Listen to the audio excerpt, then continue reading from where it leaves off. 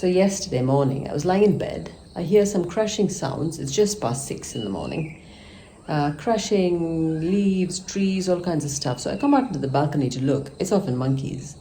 So I'm looking down there at that foliage, and through the foliage emerges a trunk, and behind the trunk, an entire elephant. We had a wild elephant in our garden. Imagine there are fewer than 30,000 elephants in all of India. They are actually listed as an endangered species, and one of them visited our garden. You see those tea bushes just near where it entered? Well, some mornings I head down there to pick tea leaves, but luckily not this morning. Chris and I were watching it from the safety of that balcony upstairs. Anyway, before you get too alarmed, apparently elephants don't normally wander out of the forest during daylight, so this is pretty unusual. Chris reckons that this chap was over 10 foot tall, maybe 10 and a half. But it damaged absolutely nothing despite its enormous size and weight.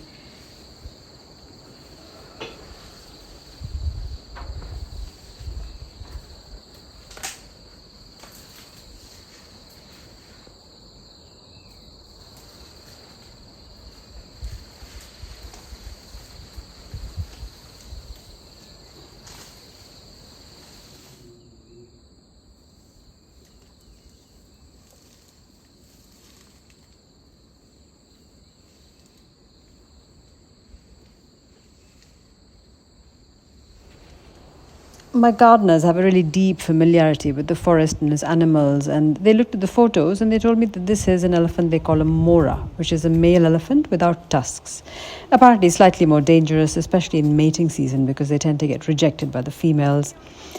Together we walked along the path that the elephant had taken in our garden.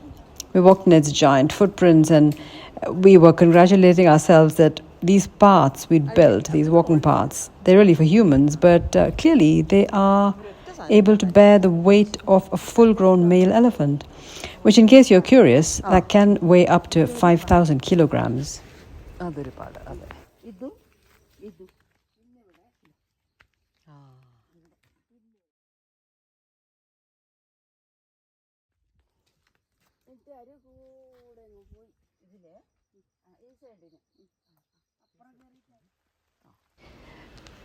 And then we had a visit from 2 people from the forestry department. They were really good. They apparently are duty-bound to come around anytime there's animal sightings, wildlife sightings. So they want to check that everyone's okay, that nobody's been hurt, that no property's been damaged, and so on and so forth, and also to reassure us if we have any questions, then to answer them. So that was very good.